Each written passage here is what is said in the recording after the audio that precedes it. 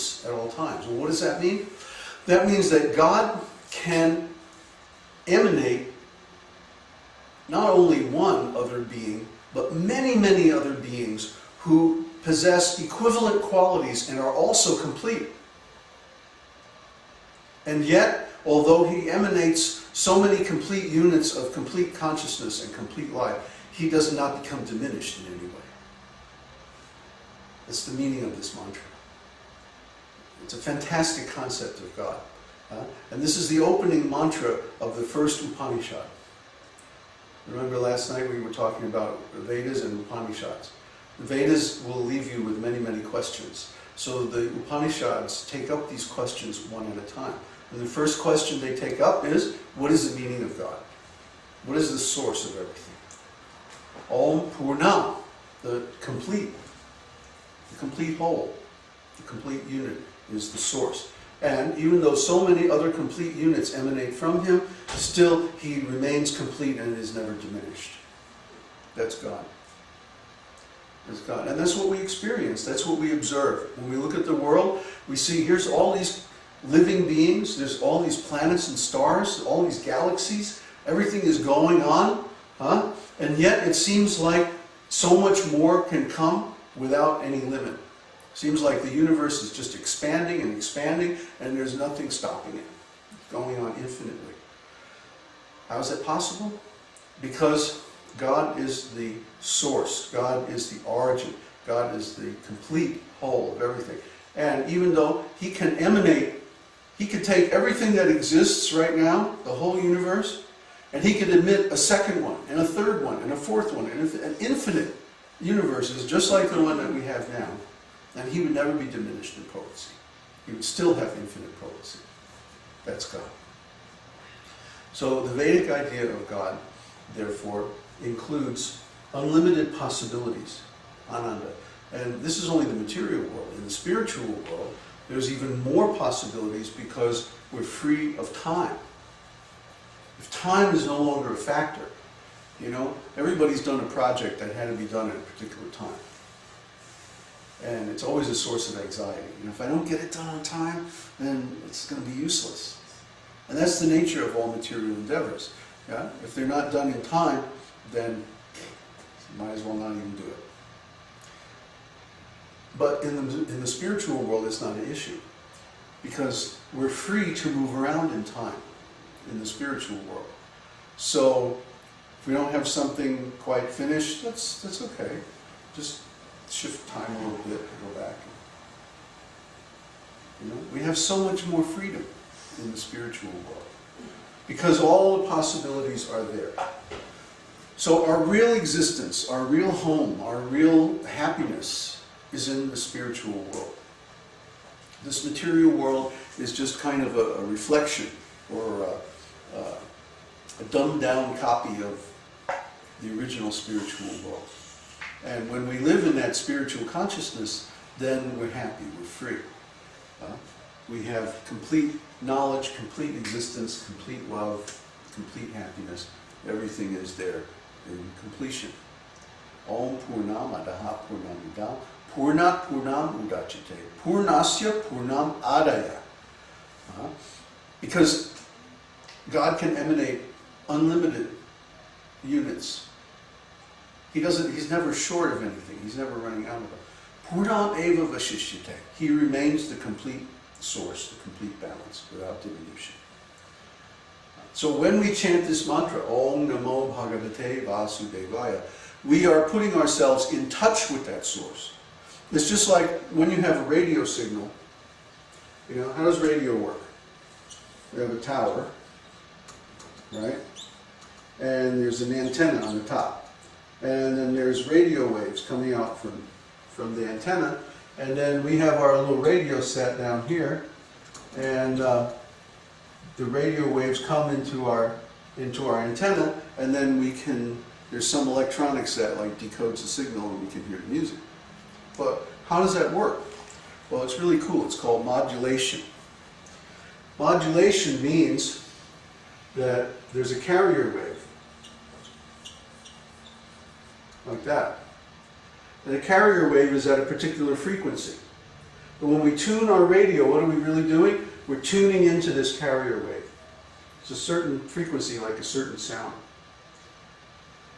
And then with amplitude AM radio, let's say we have some music going like this, like that. So what happens is this carrier wave gets modulated by this signal. So it goes like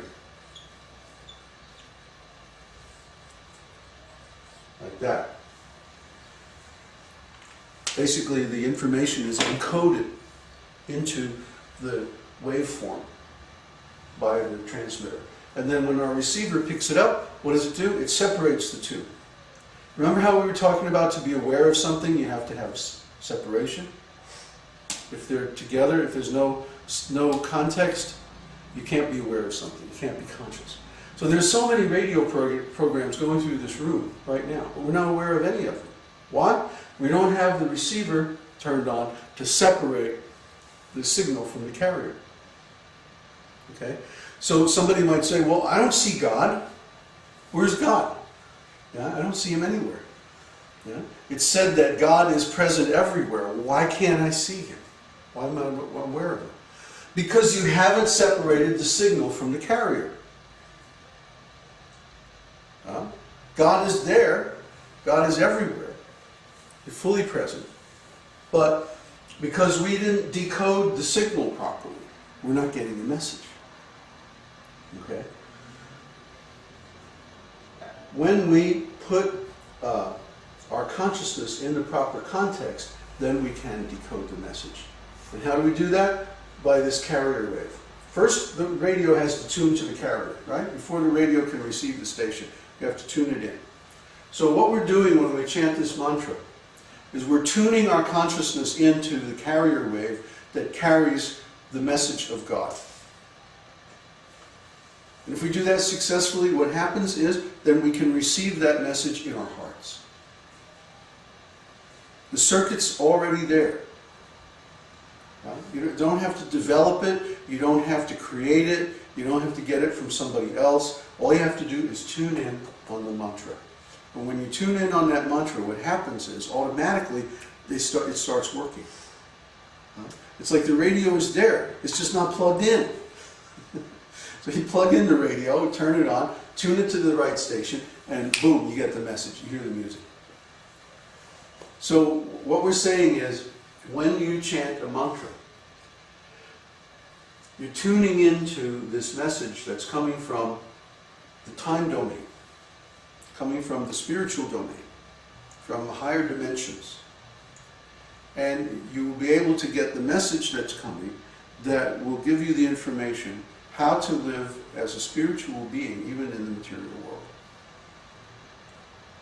So, that's the story of mantras. That's what mantras are all about. There are many mantras. There's not just this one mantra. There are many, many mantras. They each have their specific application. Just like there are different radio stations. Some of our music stations, some are news stations, talk stations, emergency stations, what have you. They all have different purpose, different programming. So the different mantras tune us into these different channels. First we have to learn how they work. They work by uncovering our original consciousness and tuning us into the carrier wave coming from the spiritual world that's broadcast everywhere, all the time. Like all God, all the time. So if we tune into this station, then we can detect this. So what's going on? When we get inspiration, who was telling me? Oh, you were telling me last night, Randy, about your idea about the 3D laser projector thingy and all of that.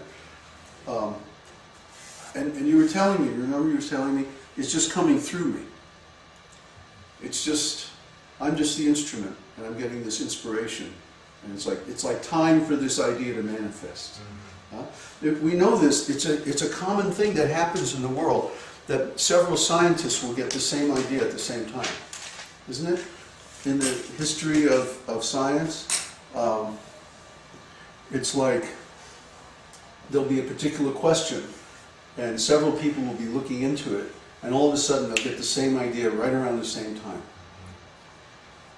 So how do we explain that? It's that the message is coming. It's time for this thing to manifest. So who's going to pick up on it? So because you have the background, you're tuning into the carrier by thinking in that area of subject matter, then that message will manifest to you and you'll be able to decode it and you'll actually be able to build the thing. Because you get the vision. How many stories are there of physicists like, stepping onto the bus and getting this incredible epiphany of how things really work, or what's really going on? This is a very common theme in science, what to speak of art. I mean, Mozart talked about that he would get a whole symphony